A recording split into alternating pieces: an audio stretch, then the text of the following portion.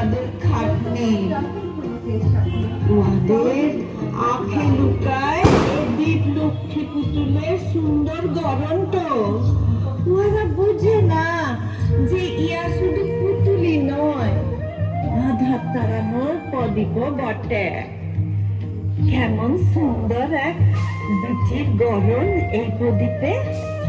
দেখলে মনে হবে দু হাত তুলে আনন্দ লাগছে কোনো বিটি।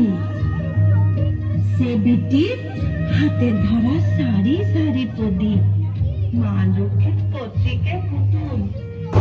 শাস্ত্রে বলে এ পুতুল অমাবস্যার আঁধার দূর করে, ঘরে মা লক্ষ্মীকে ডেকে আনে। যুগ যুগ ধরে মোরা এই পুতুল গড়ি। এককালে ইয়ার কত কদরটা ছিল, সমাদরটা ছিল। আজ শুধু নামটুকু রয়েছে গো। আর এই নামটুকুকেই বাঁচাই রাখতে আমরা দীপাবলির আগে এই দীপ লক্ষ্মী পুতুল গড়ি। এই নামটুকুই ঠাকুর কোথায়? ঠাকুর আছে।